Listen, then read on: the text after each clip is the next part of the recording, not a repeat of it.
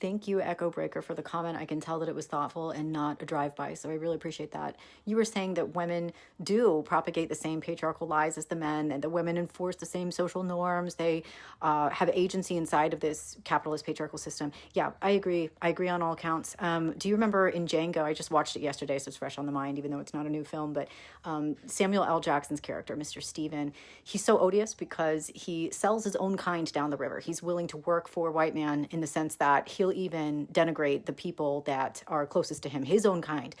He'll betray them just to advance his own interests. And there have always been people like that, race traitors and gender traitors. Yeah, of course there are women who further the patriarchal machine just to focus on short-term gains instead of the long-term bigger picture, right? There will always be people who side with the enemy to get ahead, right? And women do ingratiate themselves with powerful men and uphold the very system that oppresses them. Of course, that happens. But the patriarchy oppresses men, too. And so technically, even the men who uphold patriarchy are missing the forest for the trees because nobody wins under the current formulation, this current tyranny of unbridled savage capitalism. Everybody's the loser in that. So to the extent that we all uphold the system, no matter our gender or our class, we are sawing off the branch that we're sitting on. No way would I call women innocent bystanders in any of this. I don't think that's what any of the feminists are arguing. They are, just like you say, the emotional infrastructure, and men tend to be more of the economic infrastructure, like you were mentioning. But I'm not arguing that women should bow out of their emotional support and that men should remain in the system. I'm saying we all should say sayonara to the system. I know that for me, my entire life has become this like prolonged, ceaseless boycott against the capitalist machine. I eat only what I grow and raise. I raise cows and chickens, and I have a bunch of garden plots and dairy, the whole thing. I'm always scrambling to actually, I have something that I call abundance anxiety. I had to name it myself because I've never heard of somebody speaking about this, but it's something that when you produce too much, which I'm currently going through all my jars from 2025 because I produced too much food, and that's a great problem to have. My house is powered on solar, and I plug my car right into the solar panels so that I don't have to be reliant on the grid. Of course, you know, that's better than fossil fuels, but I'm starting to think that that's not the most sustainable option.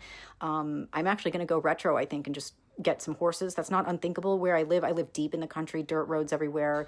So that wouldn't be unusual if I were to roll up on a horse. I actually have friends who have all kinds of barns and things that actually can accommodate that. So thankfully I live in an area where I could do the truly sustainable thing. And that is my goal. I feel like we all should be fighting not each other, but the system. And there's no Walmart in my world, right? There are none of these corporate behemoths. They would go out of business if even some critical mass of society were to choose to live the way I live. There's no 9-to-5 job for me.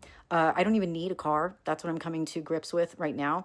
I provide all of my emotional and economic inputs, and I'm perfectly self-sustained. And we could take down the matrix if we all chose to live that way, or even if some segment of society started a movement to live that way, we could take down the matrix, so to speak. And then we wouldn't have to split hairs about whether women do more or whether men do more. We could all just do a fuck of a lot less. Wouldn't that be nice? We could sit around cooking fresh kills over open fires and plucking on a banjo or something and playing Kumbaya. And that's what our ancestors did, right? Before capitalism ruined humankind. I would say that male and female lives under the current formulation are tragic, as you were bringing up. And don't even get me started on kids' lives. They get eaten by the system when they have no skills to cope. So the loneliness isn't actually about men. It's about all of us. It's about men, women, and children. The loneliness epidemic, we're calling it male just because the men are most visible. But this is about all of us living wildly out of context. We evolved to eat low-calorie snacks all day and pick ticks off each other. And here we are in smoke-choked cities cranking out widgets for distant despots we'll never even have the privilege of meeting, right? And yet we've sacrificed our entire useful lives to these tyrants.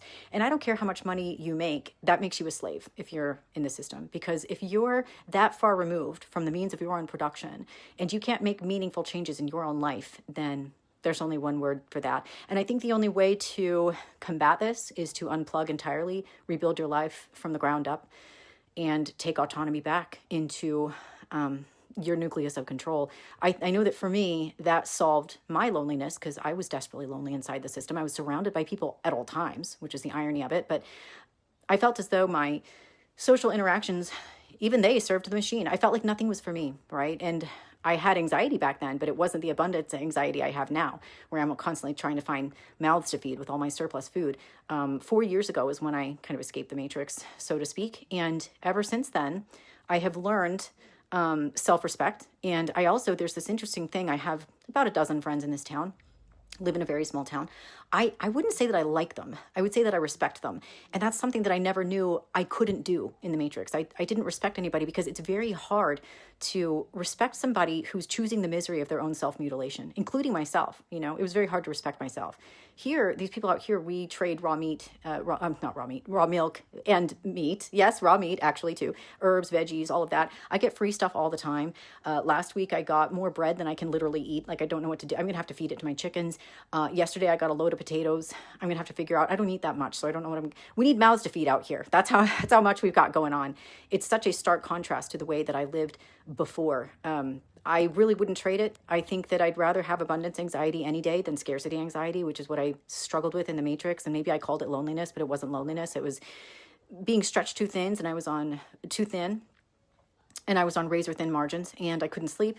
And there's a loneliness that comes with carrying the world on your shoulders like that. And so this isn't a gender problem. This is just a fundamental misalignment with the world all around us. We didn't evolve to be city apes. There's no such thing as a city ape. We invented that, and I think that it's about time we uninvent that.